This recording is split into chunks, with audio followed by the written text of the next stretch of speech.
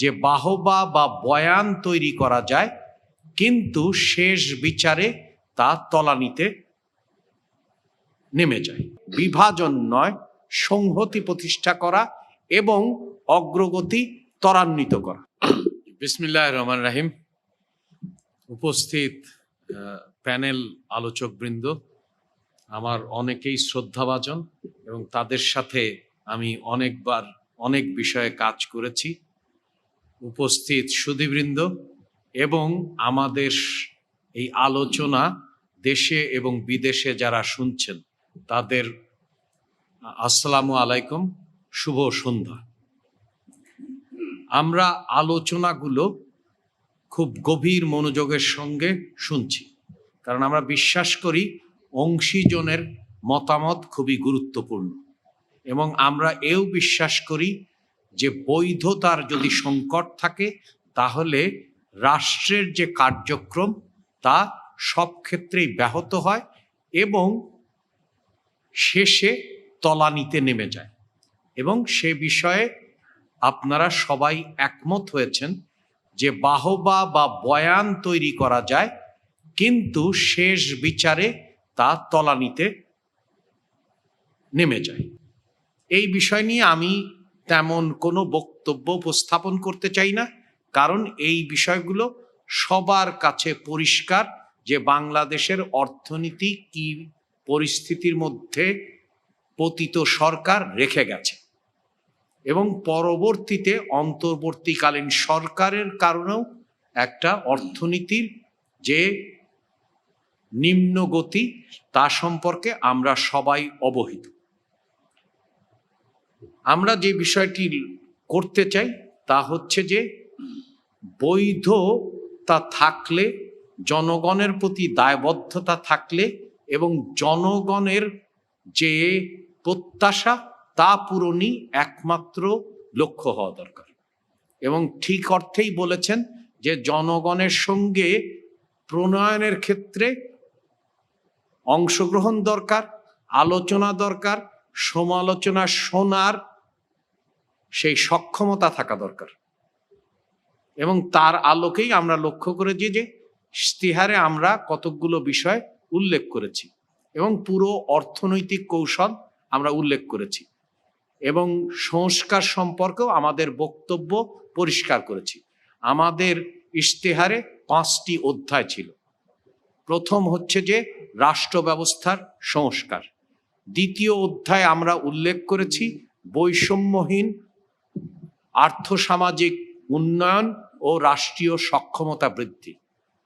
তৃতীয় অধ্যায়ে আমরা উল্লেখ করেছি ভঙ্গুর অর্থনীতির পুনরুদ্ধার ও পুনর্গঠন, এবং চতুর্থ অধ্যায়ে আমরা সমতা ভিত্তিক আঞ্চলিক উন্নয়ন আলোচনা করেছি, এবং সবচেয়ে গুরুত্বপূর্ণ হচ্ছে পঞ্চম অধ্যায়, অর্থাৎ হচ্ছে যে বিভাজন নয়, সংহতি প্রতিষ্ঠা করা এবং অগ্রগতি ত্বরান্বিত করা। ইতিমধ্যেই আপনারা জানেন মাননীয় প্রধানমন্ত্রী রাষ্ট্র পরিচালনার ক্ষেত্রে তার ভিশন উল্লেখ করেছেন যে আমরা এমন এক বাংলাদেশ দেখতে চাই যে বাংলাদেশ মুক্তিযুদ্ধের চেতনা থেকে 24-এর যে গণ অভ্যুত্থান হয়েছে সকল চেতনা ধারণ করে। সেই জন্য তিনি উল্লেখ করেছেন মানবিক গণতান্ত্রিক কল্যাণকর রাষ্ট্র, এবং আমাদের প্রতিটি পদক্ষেপে তা প্রতিফলিত হচ্ছে। ইতিমধ্যেই একটি উল্লেখ করা হয়েছে যেটাকে আমি খুবই সাধুবাদ জানাই, যে জনগণের সঙ্গে থেকে বাজেট প্রণয়ন হচ্ছে কিনা। আপনারা ইতিমধ্যেই সবাই বাজেট আলোচনায় অংশগ্রহণ করেছেন এবং বিভিন্নভাবে আলোচনায় অংশগ্রহণ করেছেন। আমার এই সীমিত সময়ে আমি 28 জন জেলা প্রশাসকের সাথে সশরীরে দেখা করেছি, অর্থাৎ হচ্ছে যে উত্তরাঞ্চলের রংপুর বিভাগ, রাজশাহী বিভাগ, এইগুলোতে প্রতি শুক্রবারে আমরা তাদের সাথে মিটিং করেছি, জানার চেষ্টা করেছি। সেখানে উদ্যোক্তারা ছিলেন, সেখানে নারীরা ছিলেন, জেলা প্রশাসনের লোক ছিলেন এবং জনপ্রতিনিধিরা ছিলেন। আমি চেষ্টা করেছি আমার সীমিত সামর্থ্যে, যখন হাওর অঞ্চলে যে বন্যা হয়েছে সেই বন্যার সময় আপনারা জানেন যে 7টি জেলা মিলে হাওর, এবং 4টি বিভাগ, ঢাকা বিভাগ, চট্টগ্রাম বিভাগ, সিলেট বিভাগ এবং ময়মনসিংহ বিভাগ, এর 7টি জেলা, এবং তার বাইরেও আরো 7টি জেলা অর্থাৎ ফরিদপুর, বৃহত্তর ফরিদপুরের অঞ্চলের সমস্ত প্রতিনিধির সাথে আমরা কথা বলার চেষ্টা করছি। কারণ আমরা মনে করি আমরা যেমন বৈধতা পেয়েছি, জনরায় পেয়েছি, তেমনি সবসময় জনগণের সাথে সম্পৃক্ততা খুবই জরুরি। কারণ পতিত সরকারের ক্ষেত্রে দেখা গেছে যে জনগণের সাথে বিযুক্তি ঘটেছে, কোনো সংযুক্তি ছিল না। এখন আমি আজকের আলোচনায় আসি যে আমাদের যে গণতান্ত্রিক, মানবিক, কল্যাণকর রাষ্ট্র প্রতিষ্ঠার লক্ষ্যে আমরা কি কি কাজ করছি। একটা বক্তব্য উপস্থাপন করা হয়েছে খুবই গুরুত্বপূর্ণ, যে সংস্কার বিষয়ে আমাদের পদক্ষেপ কি। এই প্রথমবার আমরা সকলকে নিয়ে, সকল অর্থনীতিবিদ, ব্যবসায়ী, গবেষণা প্রতিষ্ঠান, একাডেমিক প্রতিষ্ঠান নিয়ে মধ্যমেয়াদী অর্থাৎ যে পঞ্চবার্ষিকীর পরিকল্পনা, আজকে আমাদের উপদেশ পরিষদের সভা ছিল, একজন উল্লেখ করলেন যে পরিকল্পনাগুলো হতো, অনুমোদিত হতো, তারপরে এটা মৃত ঘোষিত হতো। সেই জন্য আমরা এটাকে মনে করেছি যে বাস্তবায়নের এই হার কেন চলছে, তাহলে আমাদেরকে সংস্কার করতে হবে।